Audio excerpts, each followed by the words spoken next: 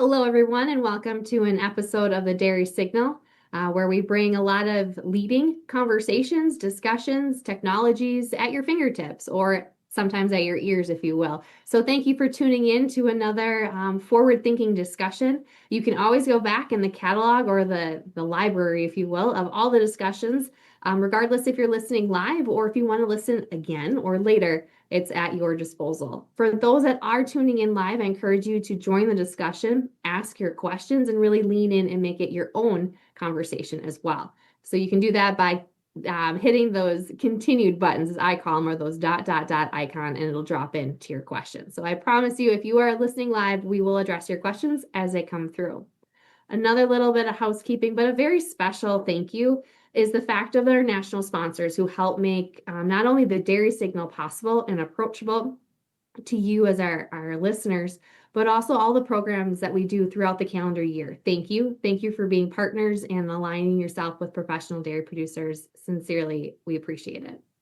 In addition, not only are they a national sponsor, but they're also the event sponsor, the sponsor for the Dairy Signal. You've seen them highlighted if you've been a regular listener, DMI, or Dairy Management Inc. They are our national checkoff program. They help make sure that dairy is a premium protein that is hopefully top of mind for many and hopefully all people, if I can be a little selfish out there. Learn more about what our national checkoff program is doing. Go to dairycheckoff.com and learn more, lean into their discussion. I know they're always pioneering in a lot of the research and innovation and even the conversations that are being held and done in the space and the landscape of dairy. So without further ado, as we lean into today's topic, we are very grateful and appreciative to have a good friend here, Bill Olmakin, as we talk about AI. So if you listened earlier this week, we were talking about insemination. We were talking about that tried and true technology here in the dairy or even in the livestock industry. But today we're really leaning into more of the technology. So artificial intelligence. As we lean into today's discussion, we'll hear that acronym, but just to really put into that scope, we are talking about technology and artificial intelligence. So without further ado, with Bill Olmakin, if you're not familiar, please reach out to this guy. Just a plethora of information. He's a professor of practice. He's got a background in agriculture too, so it's why we really lean in and trust him as a good friend. But he's also part of the UW-Madison Extension team. So welcome, Bill. Thanks for coming back and joining us on the Dairy Signal. Thank you, Cassie. Thanks for having me once again, and appreciated talking about egg data before, and now I get to talk about artificial intelligence. And as you pointed out, I usually say AI, and given this particular audience, that could cause a little confusion. And I hope no one's offended by some of the photos. I'm a Jersey guy, so I have some Jersey cows in there as opposed to Holsteins, but I did wear my Holstein tie today. And I'm a brown Swiss girl, so I'll take all the breeds. We're good. Yeah, I was going to say, and I live in Greene County, which is brown Swiss territory. So we'll try to cover all the bases here. But I really appreciate the opportunity to present on how AI is starting to be utilized in the dairy industry. And you have egg tech providers that are really trying to bring it in a big way to agriculture. But I would say that dairy producers have been relatively slow in adopting AI technology. And that's not unusual because I train local units of government for everything from counties the size of Milwaukee County down to your smallest town in the state of Wisconsin. And there is some resistance to adopting AI because people just don't really understand what it is and what it means and what risks are there. But it really opens up a world of opportunity once you start to do some work in artificial intelligence. I use AI every day, multiple ways. And it's really improved both the quality of the work that I produce, but it has been a huge time saver. And I think that those are a couple things that I'll just mention off the bat. Well, I do have a PowerPoint presentation, and I'll be working through a series of slides, but if there are questions, feel free to ask questions during the course of the presentation. So hopefully my slides suddenly are not advancing. Oh, there we go. And so what I'll be covering today is an introduction to AI in dairy. And when I do trainings, and Cassie and I were talking about doing trainings for dairy producers, I go into a lot of information about AI, what AI is, how we're using AI in our lives currently, even though we may not know it. And that's often the case. And then talk about risk. I'll be talking about some of that, but I'm really going to be focusing more on the practical, just how AI is being used in dairy.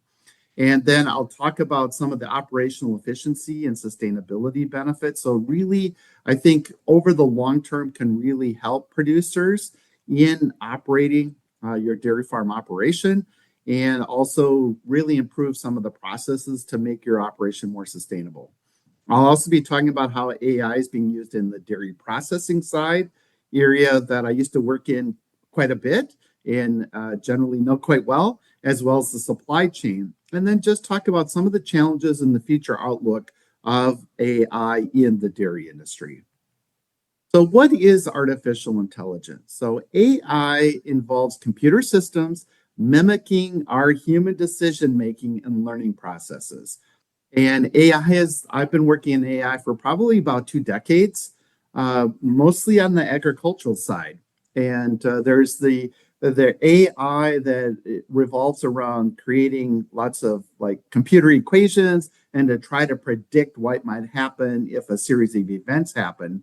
But what we see more is generative AI, and that's really been with us for about 3.5 to 4 years. And that's the AI that everyone's really talking about. It's the ability to go onto a platform like ChatGPT or Copilot, and I'll talk more about this in a moment, and to do a question or what we call a prompt and get a response that's different from Google. Because when we Google, we're just getting an answer. When we go into AI, we're actually getting analysis. And it's so a much different kind of process. So again, it's a computer system mimicking our own human decision making. And I know for some that can be kind of scary. I know at times that's kind of scary for me too, especially with the new kind of AI that's just come out really within the last month called Agent AI or Agentic AI, where now AI is reasoning within itself instead of me doing a lot of questioning through the prompts and trying to do the reasoning. It's internally doing the reasoning. And so we've seen just a tremendous advancement of AI just really in the last month. I'm not going to go through that today, but I think it's fair to say the AI that we're using now is going to be by far the least sophisticated artificial intelligence that we're going to ever use. And even if AI development or artificial intelligence development stopped today, we'd still be spending years just figuring out what capabilities we have with the current system. And again, it's rapidly evolving. So every day we're going to have greater capabilities. So AI technologies in farming includes what's known as machine learning, computer vision, and natural language. And we'll talk more about what each one of those means, but that is really the basis for artificial intelligence and how the dairy industry can use it. So machine learning, I think I have that on the next slide. Machine learning are algorithms or equations that allow computers to learn from data and make predictions. So what AI is really simply is allowing, through machine learning, to allowing AI to predict the next word in a sentence. That really, when you come down to it, it's very simply, it's just predicting that next word. Then we also have data analysis and automation, and it allows sensor data to identify patterns, predict outcomes, and automate farm responses. So a great example of that is drones. So as you have a drone flying across your field, looking at whether or not there are pests in that field, it's identifying the pests, it's identifying the number of pests that are in that field, and then it will start making recommendations as to what the solution is to those plant pests that happen to be in your field. So things that just we couldn't do as recently as a few years ago is now becoming relatively common. And so for farmers, understanding AI helps make dairy producers more informed about the decisions they are making as they're adopting AI tools. Because as you look at a lot of different types of farm implements, as you're looking at robotic milkers, as you're looking at drones, they all have AI tools embedded in them. And so this allows producers to use those to the greatest extent possible. So let me just talk about natural language processing, because I talked about machine learning. Natural language processing enables machines, our computers, to understand and respond to human language. So as we're talking to the computer, it can basically start responding by responding to the requests that we've given it, and then again to actually do some reasoning of that request. Computer vision uses cameras and visual data. Again, I talked about drones for analysis and decisions, but it can also be used. I got a Holstein here. It can focus on the Holstein and look at the Holstein and start assessing what the dairy cow's condition is, particularly as it's lactating, just all the different stages of a dairy cow. And it can assess. This is capabilities we didn't have as recently as a few years ago. So AI technology, and I just got to move some video. Whoops, sorry. Move some video that's on my screen so I can read the slide. But AI technology can control feeding schedules. It can forecast cow health, maximize milk output. I know everyone on this can read, but it's just a whole variety of things that otherwise had not really been automated in this kind of way. Improve crop management. I talked about drones assessing pests in the field. AI has been very useful so far in reducing ag inputs like herbicides and pesticides. So it'll make sure, going to the next one, plant the right seed in the right place at the right time. So depending on what the moisture conditions are, what the atmospheric conditions are, is it a really windy day? And so perhaps that's not the best day to plant that seed. AI helps us analyze and makes recommendations on these types of things. And so again, reducing ag inputs like herbicides and pesticides, those are expensive, increasingly expensive. So if we can treat one field for a particular type of pest, and another field doesn't even have that pest there, then we don't have to do the broadcast spraying that we always did in the past. And this also works for soil nutrition, determining what the nutrition level of soil is, where we might have to apply a fertilizer, and another place where we don't have to apply a fertilizer. So I think we can see that this could result in actually substantial cost savings from an ag input perspective, because again, we're assessing down to a foot, in some cases inches, and what that needs, as opposed to a foot a couple yards away that may not need that type of fertilizer application or pesticide or herbicide. So this from an environmental perspective can really improve the environment, because one, we're not overspending, but we're not over applying at the same time. If I could interject just a moment here, the precision planting, the precision or the GPS that's been applied to our fields, I don't want to say it's old news, because it's continuing to evolve and grow and get even more precise to the naming. But to your last point there of the predictive analysis, I think that's going to help push it even into that next phase, that next step. And to me, at least as a dairy farmer, I think that's the one I'm most curious about, which I know you're going to lead into in a moment, of how we can utilize to help analyze the plethora of data we're already swimming in. Yeah, and when I did the previous Dairy Signal presentation on ag data, there's just all of this data that's being collected from smart devices on your farm machinery, on the drones, on the robotic milkers, all of that. And so why would we collect this data if it's not going to have any useful value? And as you said, the useful value is really the predictive analytics. So it can predict if we do something, if we use a certain machine in a certain way, in a certain place on our field, it predicts, so it tells us exactly how much a chemical we need to apply in that location.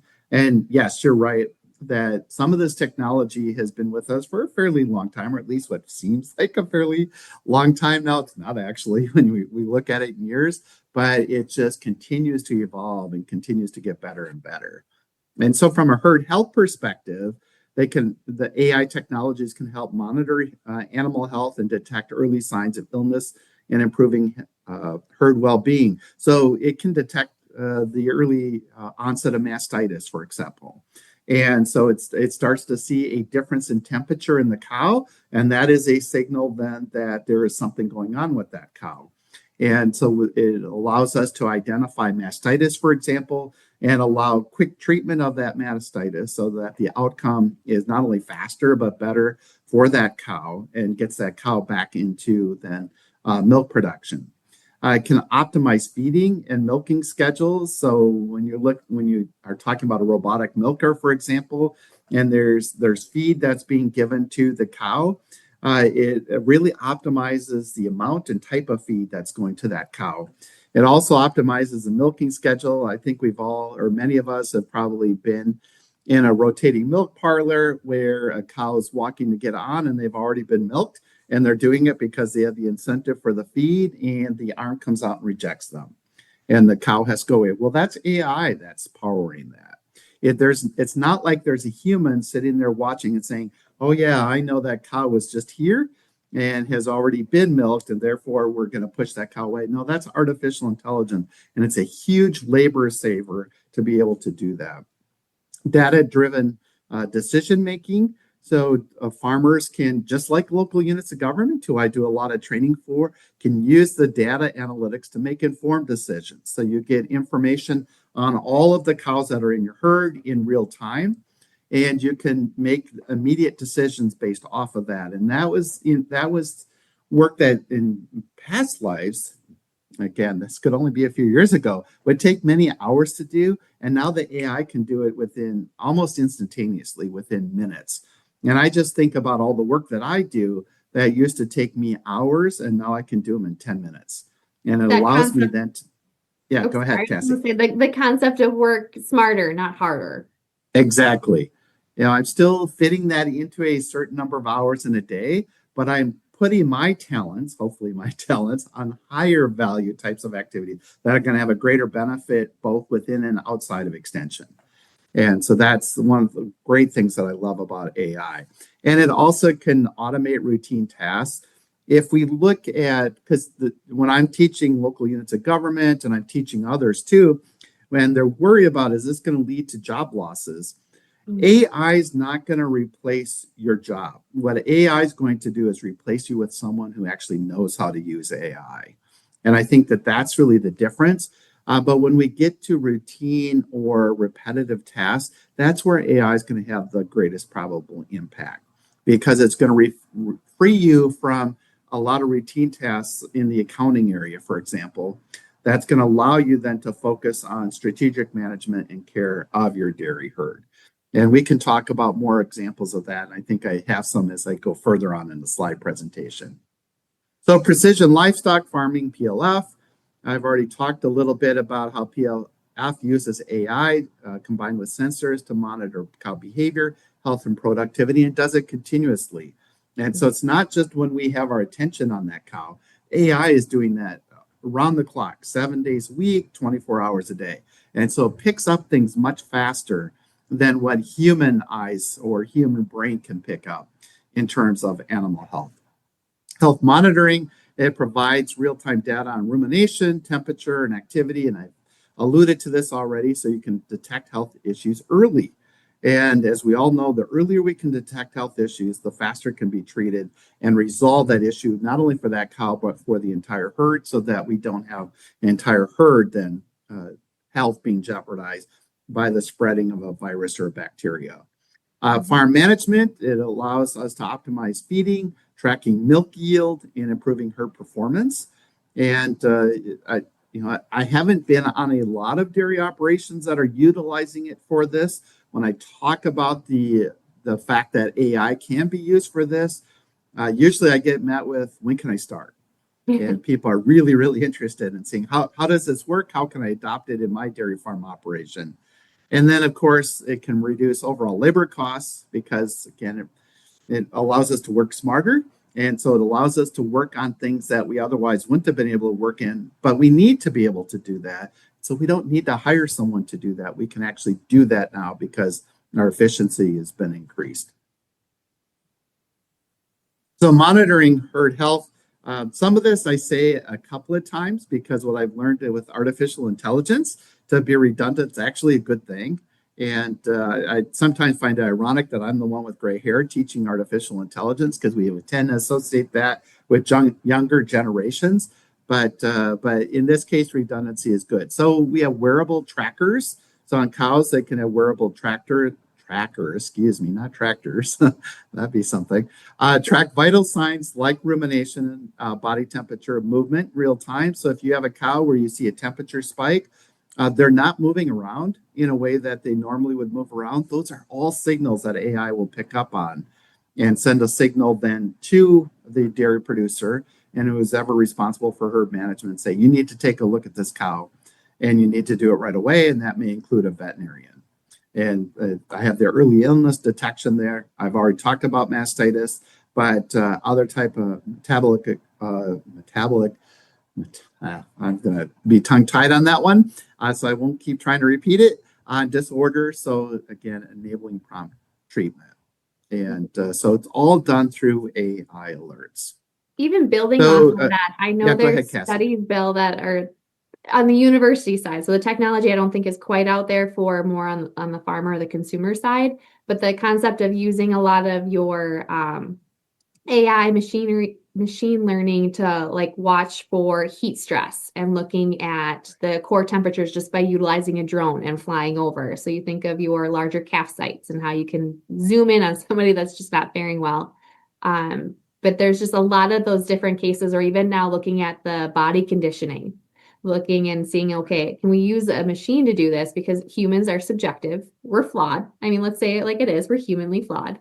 But if we can get more of a cadence, more of a consistency, can we identify lameness earlier so that we don't have that leeway or the, maybe it was just a bad day kind of cadence to go in it, that we could be a little more subjective with the technology. Yeah, and kind of the analogy I would use, and I have a slide later on, is in Farm Credit. So I'm on the board of Farm Credit, and I chair the business risk committee. And every year we do about $65 billion of loans out of our association to farmers. And of course, we're a co-op, so we're owned by farmers. Of that 65 billion, about 7 to 9 billion is approved just based off of artificial intelligence and machine learning. And so no human eyes ever looks at that loan application. It gets totally approved through AI and machine learning. And what we found is we actually have a better credit quality with those loans that are approved by AI than those loans that are approved by loan officers, because loan officers are bringing in various biases. And like you said, maybe the cow's having a bad day. And so they'll bring in kind of this intuition and biases, and that may be well placed on facts. In some cases, it may not. And so the human error is bringing in a greater chance of a loan default as opposed to one approved by artificial intelligence. And that was a really learning experience for me, because I assumed going into it that humans would have better performance. And what we're finding over time now is no, actually, our performance isn't quite as good as AI. And so going exactly to what you just said, we've adopted in Farm Credit. And it's really interesting how AI is better, because it doesn't bring in emotion. It doesn't bring in all these other things that might cloud our vision, that may lead us to make a decision that's perhaps not the best decision. So I've talked about rumination monitoring, but the effectiveness of the AI alerts, again, it's very quick. The AI alerts, again, it's not really available on a lot of dairy farms. So a lot of dairy producers who may be listening to this have not seen this real time. Cassie and I have been talking about how we can do this, and so that farmers can see more of this actually happening.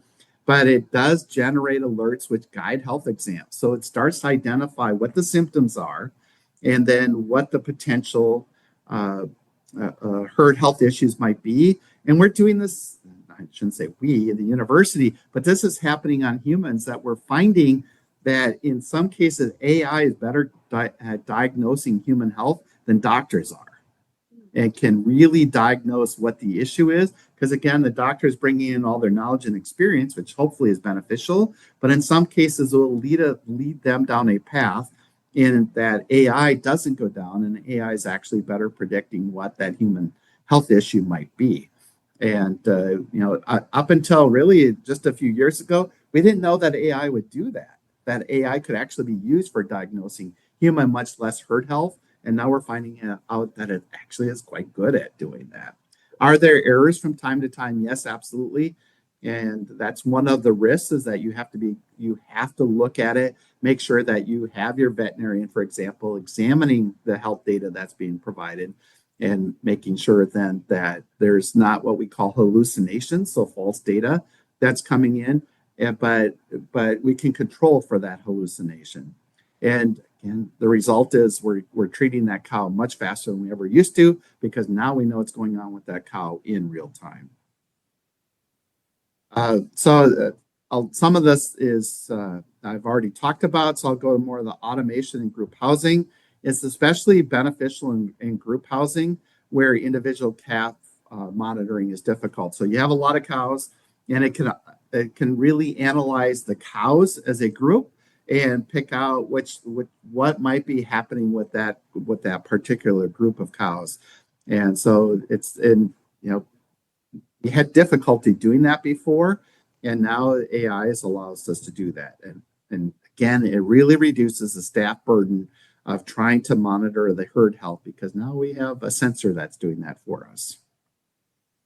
In reproductive management, it can analyze herd and head and neck movements and mounting behaviors to determine whether or not there are some issues going on with that at the time that we're talking about, in this case, insemination. We'll switch over to the other AI. And so it can optimize breeding times and really determine what's the right time for that cow to be bred. And it leads to, and there's a lot of documentation going on this now, to improving conception rates and reducing missed cycles. And so AI is doing that. It's, human, again, we have errors that creep into, we think this might be the best time, but AI, for the most part, can really get it on, get the right time when we should be doing this. And again, this reduces the amount of labor that is used in the reproductive cycle and leads to better heifer replacement or heifer and boost farm economy. I got something in front of my screen there, so I got to get that out of the way here. Hopefully, there we go. Heifer management and boost farm economics. And so, yes, so it's definitely is demonstrated to lead to much better farm management. My screen's not moving again. I don't know if it's because I just moved something here, but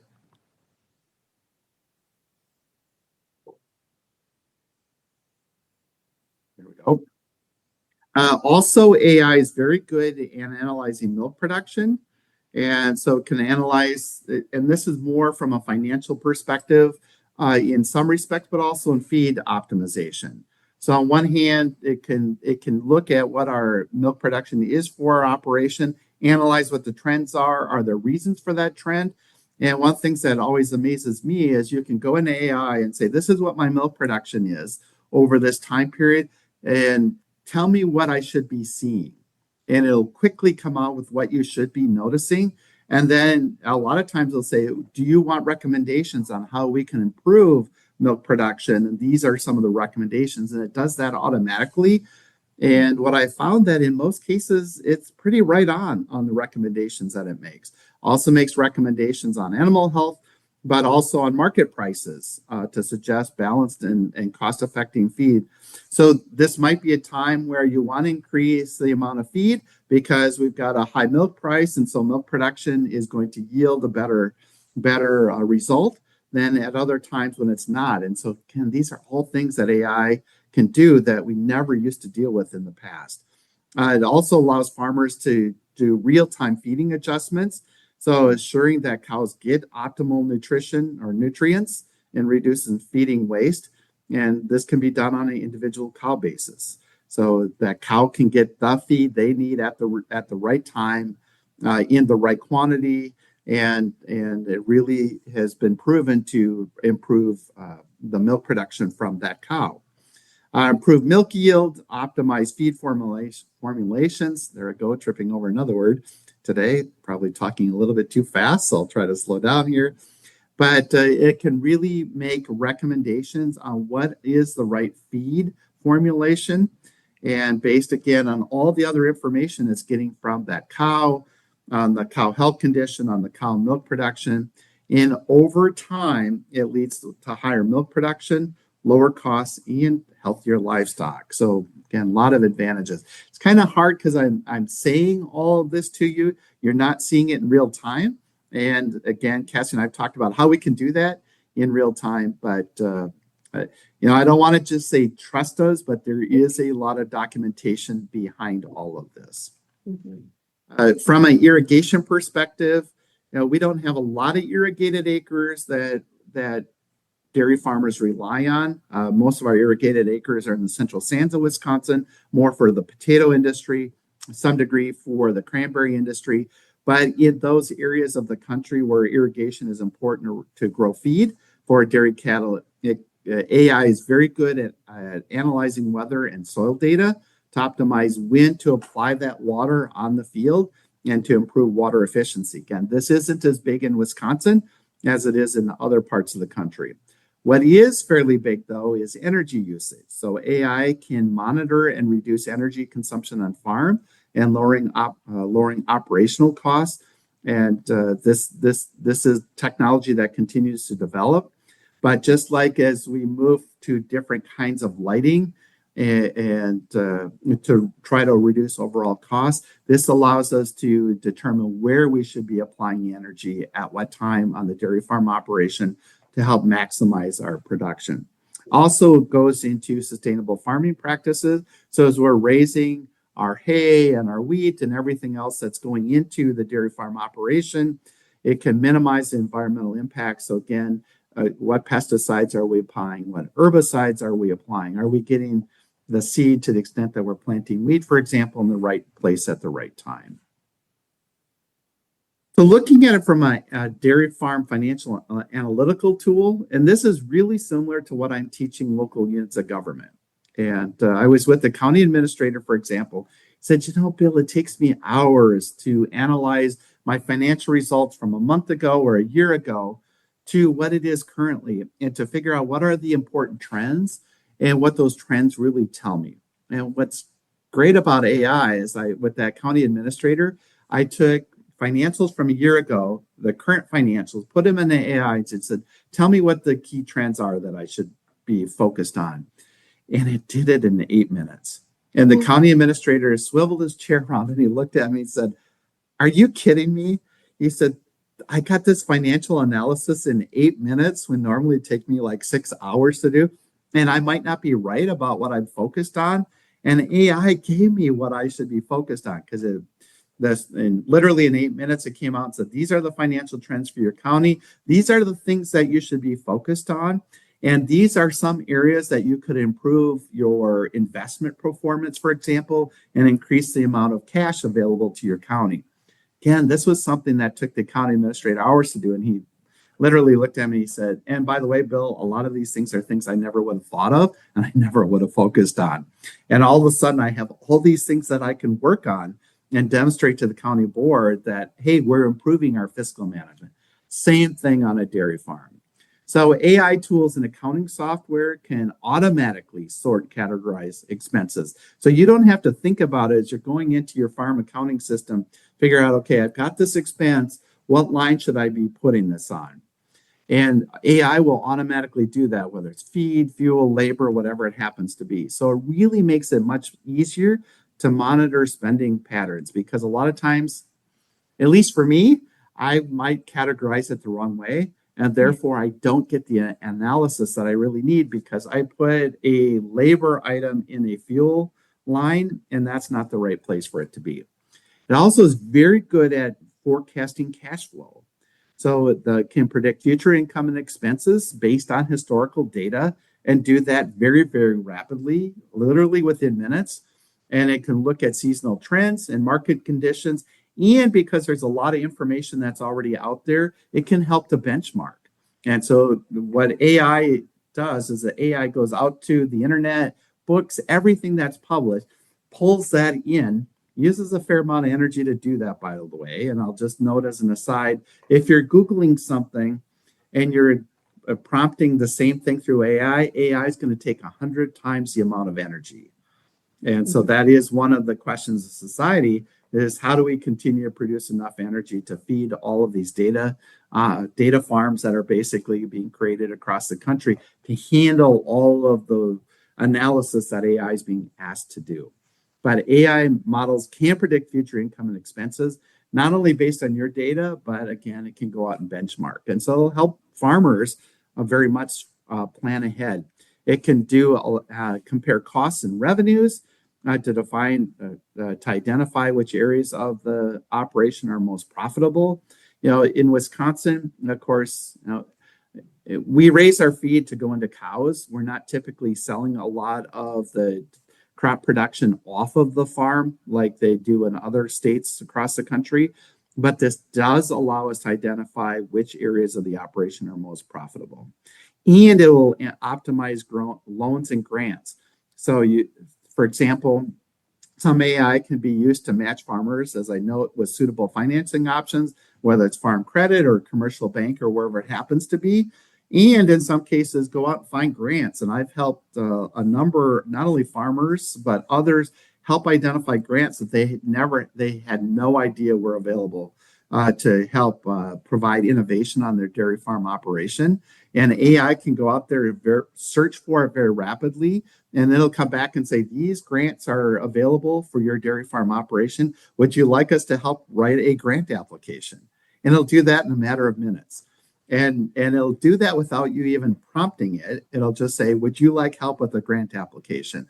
And it already knows where the grant application has to go. It knows the format for the grant application. It'll ask you questions. AI will ask you questions to get the information needs to customize your grant application. But again, it'll take something that might have taken you months and do it in the matter of mere minutes. So scenario planning. Oh, go ahead, So on Cassie. the line, when we're talking financial, honestly, any data analysis, Absolutely. knowing that we're pulling it, from the World Wide Web, you're pulling from resources all over, ones you've heard or haven't heard of before. How do you ensure, how do you double check yourself that it's pulling accurate information, that you're analyzing from a credible source? Obviously go Great back question. and look at your resources, but how do you kind of build trust in the system? Yeah. So the trust you build in your system, first of all, realize you're responsible for your work.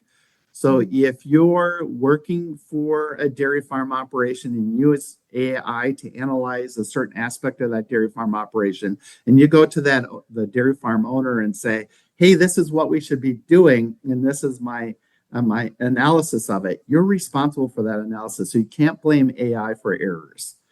Having said that, how you prevent errors, though, is any response you get back from AI, you need to look at. You need to go through and check it. And in many cases, what I'll do right at the beginning in AI, and I don't want to get too far into the deep weeds here because this is what I train people on, but I'll say ask for citations.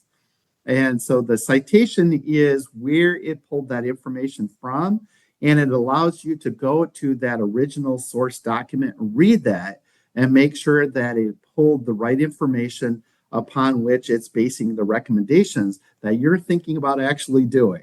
And so you're responsible for the work. So you always have to still apply the human brain to the output that you get from artificial intelligence. And an important part of that, again, is asking for and reviewing those citations to make sure it's right. So an example, I do a lot of, as a professor of practice in law, I'm a lawyer. And so I write a lot of legally oriented documents. And from time to time, I'll say, give me the place in the Wisconsin statutes I need to go to for this issue. And it'll give me a wrong citation. It's not the right place in the statute. And I'll say, that's not the right place in the statute. And it'll say, sorry for the confusion. And it'll give me a new citation. And most of the time, that new citation is correct, but sometimes it's still wrong.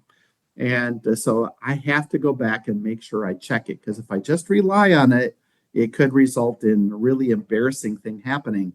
And that just recently happened to a judge who wrote a decision that had some fake cases that were produced by artificial intelligence in the judge's decision. So decision people are going to be relying on. And it included both the names of real judges and real attorneys, but those cases never actually happened. And that's another example of what we call hallucination, where AI is trying to predict the next word in a sentence. And unfortunately, sometimes those hallucinations happen and you get wrong information. So always ask for those citations, Cassie. And if you do that and you review them, then you can put good reliance on the information that's being produced. And so thanks a lot for asking that question. AI can be used for inventory and asset management. So it's very good at tracking equipment usage, depreciation, and maintenance costs. And just to use an example, I had another county administrator, because again, that's who I do a lot of teaching for. And they said, I really want to know what equipment the county owns, how much we've used that equipment. And what's the rest of the life of that equipment when I should be replacing it? And I said, well, how much time would that take you normally to do that analysis? And he said, oh, probably a couple of months, and I'd have to rely on a number of people. So I went in and with that particular county and said, tell me all the equipment that's owned by this county and how long that equipment's been used, how many hours, and how many hours I can expect it'll still be used, whether there's warranties. And literally within 12 minutes, I got information on all of the county equipment. I turned to the county administrator and I said, does this look like all of your equipment? Because it also notes the locations. And he said, I'm amazed. I had no idea that I could do that using artificial intelligence. You just told me where all my equipment is and what the hours are that are already being used and how many hours of usable life that are there. And AI is saying, do you want recommendations on how to utilize that equipment going forward to maximize its life? We can do this on dairy farms as well. Tax preparation support, very good on tax preparation. And so not only does it on the accounting software get the deductible items in the right location, but then can flag things that you haven't previously deducted that you should be deducting, and also generate a series of reports that make tax filing much easier. And I don't know that we'll be replacing tax preparers, human tax preparers for farm operations, but it's making their job a lot faster and will make on-farm tax preparation much faster and more accurate as well. Also, as I already mentioned, allows benchmarking. So there's a lot of other farm data that's out there. One of the things that we should talk about is security of your farm data, and I have a slide on that later. But you don't necessarily want your farm data out there for the rest of the world to look at. But the fact is there's a lot of farm data that's already out there. And that allows you to benchmark your farm operation. And we'll talk more about security here in a moment. Actually, right now. And so don't use confidential farm data in AI prompts. So when you're going to ChatGPT or Copilot or Gemini or one of those, we call those bots. But if you're going in and through your prompt, putting in data, first of all, you want to anonymize your data. And what I mean by that is don't put your farm name in there. And so it can't be tied to you. Don't put in your farm location in there as well. And so you want to, because if you put that in, that can be used to train the model and others can pull up that information as well. So you want to be careful about doing that. So again, anonymize the data as much as possible. You can purchase an enterprise chat version of AI platforms. So whether it's ChatGPT or Copilot, it can be a little bit pricey, but if you have an enterprise version, your data stays yours. It's not used to train the model, and it just stays with you.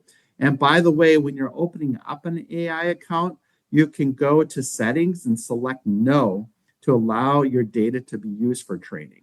And so if you're opening up a ChatGPT account or a Copilot, you can say, don't use my data for training. ChatGPT, which is by far the most common AI platform that's used, will save data for typically for 30 days, but won't necessarily share that data. But just to be careful, you want to, if you're putting in a lot of sensitive data about your farming operation, you may want to look at purchasing an enterprise version. When we get into milk quality control, AI is great for making predictions on contamination risks, and this is more on the processor side.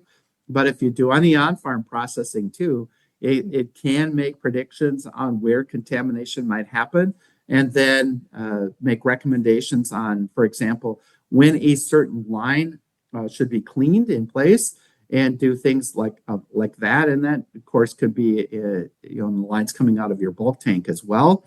It also optimizes processing schedules for farm processors and to maintain consistent quality and meet production targets. So these are all things that we had to use humans before that AI is now doing.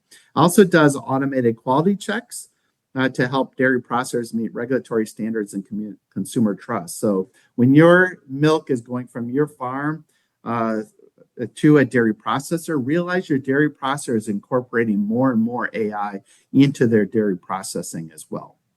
Mm-hmm. Supply chain, this is an area that we didn't necessarily have to think about until we ran into something called COVID. and suddenly supply chains were really messed up. And I'm a school board president. We were trying to build a new elementary school during this time period. And yeah, it didn't go well because there were so many things that we had to wait for that it was really difficult to build the elementary school that we needed to build.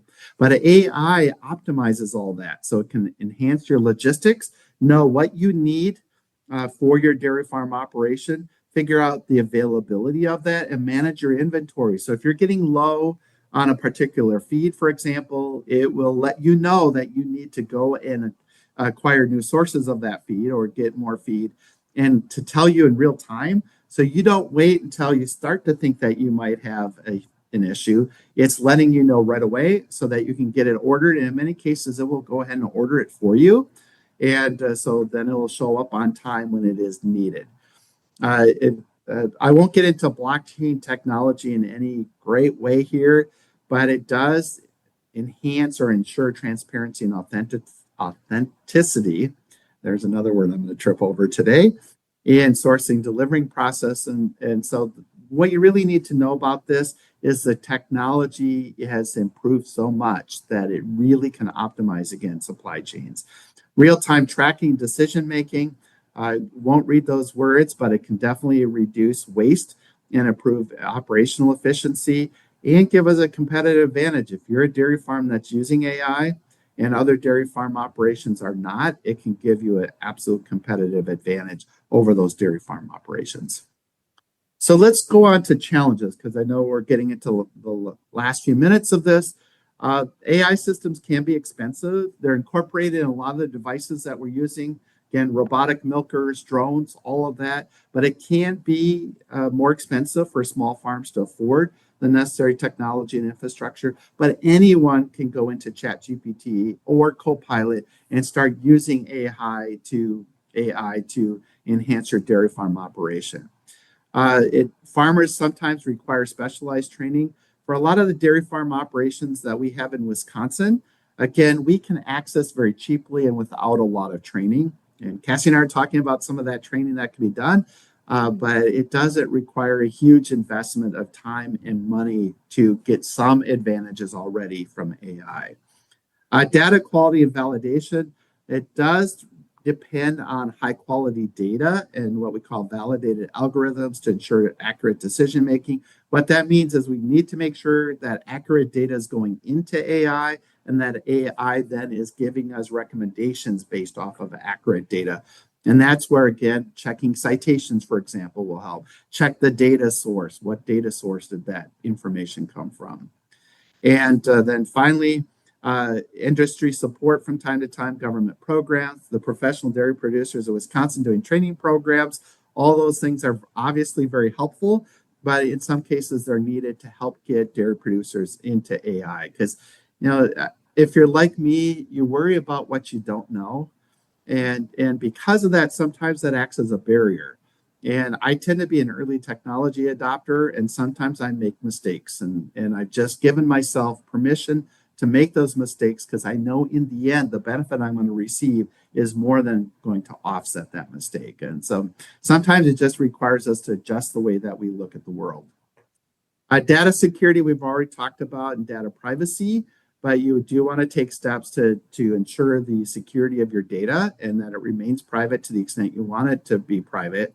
Sometimes going from one ag tech provider to another can be a bit challenging, and I've run into this in the ag data space. So you've changed your, let's say, pesticide provider, and they gave you software to get real time what's happening with the production on your farm based off of the use of that fertilizer, ag chem. And sometimes switching to a new supplier, there can be some transition issues there. So those are things that need to be dealt with, the data portability, and the industry is trying to get better at that. Data integration and predictive analytics competition. These are also challenges because I might use AI to give me a competitive advantage over you. And so I'm going to keep you out of certain areas of artificial intelligence, or at least try to do that.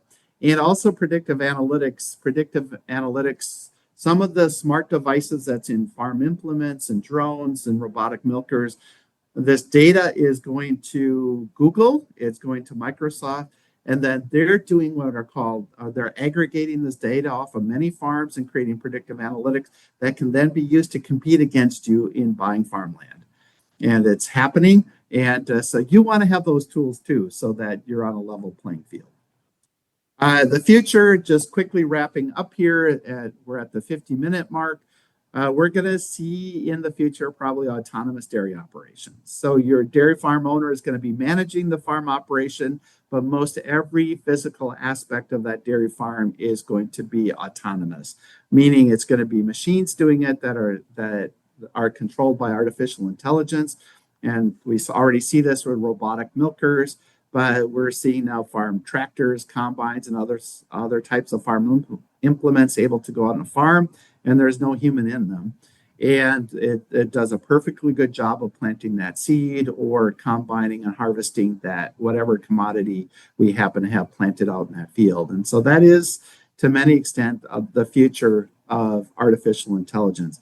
I already talked about the enhanced data analytics, but I talked briefly, I think I did, maybe that was just with you, Cassie, about agent or agentic AI, which has come out really within the last month or two. And this is AI that can reason within itself. So instead of me trying to provide my knowledge and reasoning into AI, it's doing that internally. We don't exactly know how that works, but what it is it's giving us business plans that are way more sophisticated and targeted than what AI could do as recently as a few months ago. And so, as I said, AI continues to evolve really, really rapidly and give us tools that we didn't have very recently, and tools that allow us to do a much better job in whatever it is we're doing, and in this case, a dairy farm operation. Will definitely help sustainable farming practices, not only from the financial perspective and the financial analytics that we talked about, but optimizing the resources we're using. So again, that pesticide, that herbicide, that seed. And I think as we go forward, these tools will probably become much more user-friendly. There's been a lot of learning going on in the AI industry to figure out how do we get this out to folks like you and me so that we can use this to optimize what it is we're doing. And it's getting much, much better. And so just from the ability now, anyone can go on and create a ChatGPT account and start prompting, or a Copilot account. Didn't used to be that way fairly recently. Mm-hmm. Dairy lenders will probably use AI, as I already gave the example of Farm Credit, where loans are reviewed and approved, and literally within 15 minutes from the moment that your application's complete to getting that approval. That didn't happen until recently, and lenders are now able to do this, a much faster loan application approval process. And especially as we look at younger generations, they don't want to go into the bank or the farm credit office, sit down with the farm lender, and have this extended discussion of what it is I hope to do and will you lend me money for it. These younger generations, they just want to go on their phone, do their application, and get a response within minutes. And AI allows the financial services industry for agriculture to be able to do this. And again, what we're seeing is actually higher credit quality on those loans approved using AI than those using human judgment. So with that, we have time for questions in our last 6 minutes or so. Be happy to answer any questions that Cassie, you might have, or anybody who is online with us. Yes, we do have one. So I just need to remind my brain in the new system how to get it over there.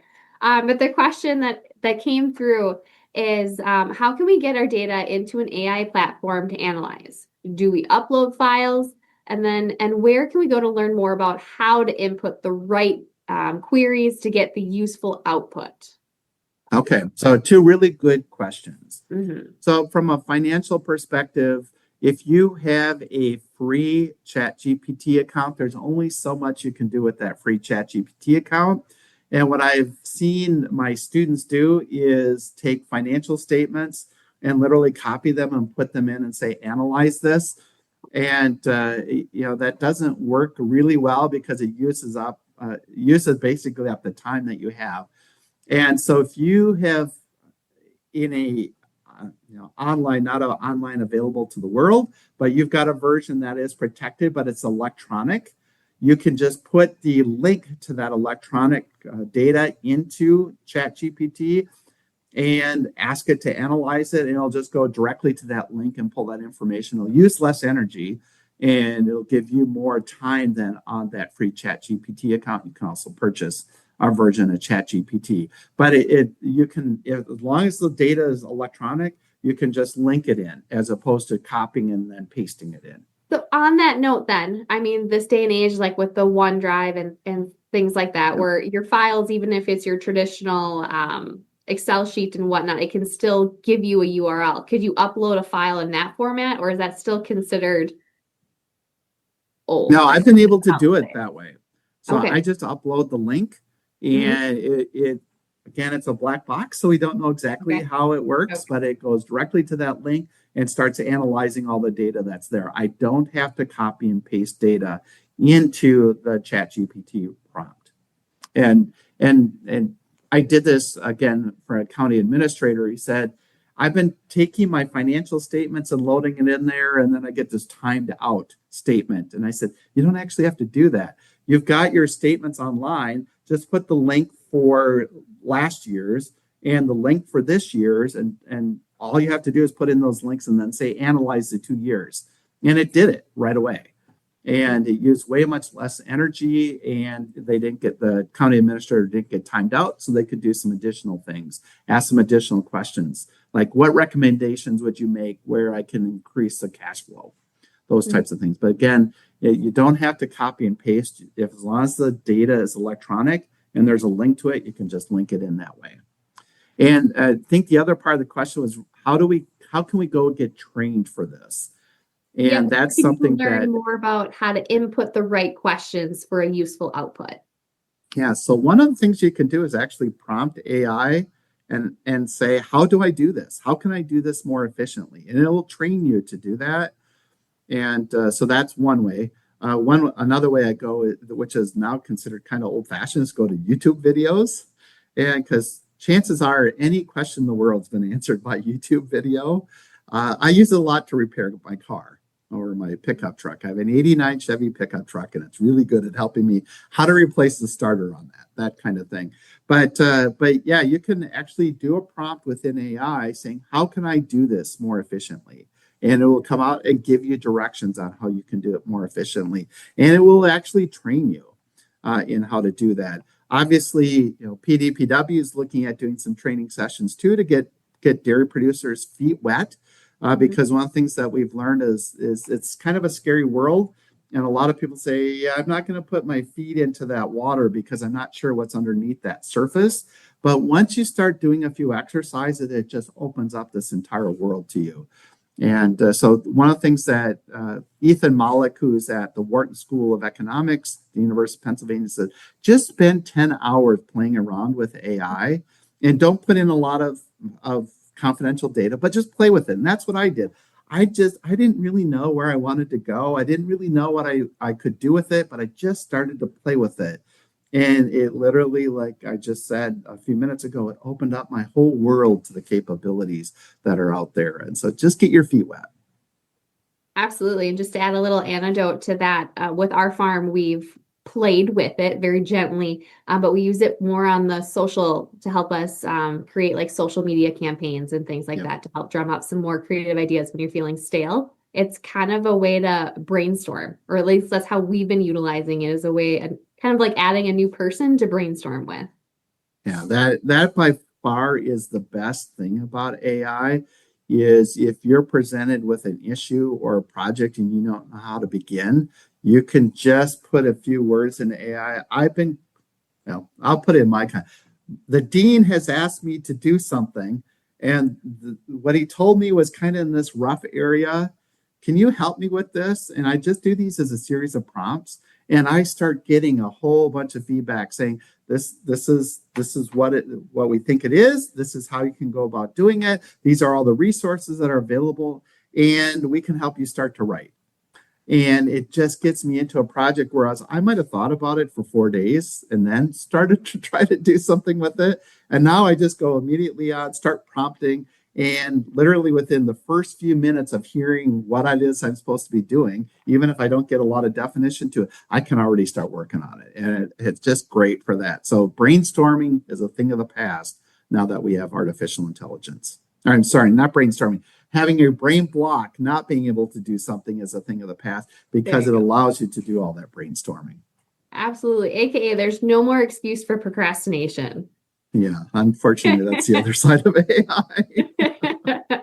No, all good things. And again, thank you. Thank you, Bill, for helping us break it down, helping us dip our toe or maybe submerge a little bit deeper into this discussion as it continues to evolve. That's the blessing and the curse of technology, science, just mankind as we continue to grow and evolve. And education is a beautiful thing. So thank Yeah, you. and my apologies to everyone because what would have been great is if I could actually have done some exercises online, but we didn't have time for that. So that you just get to see what it is I'm doing on my end and what information I'm getting back, as opposed to me doing a PowerPoint presentation.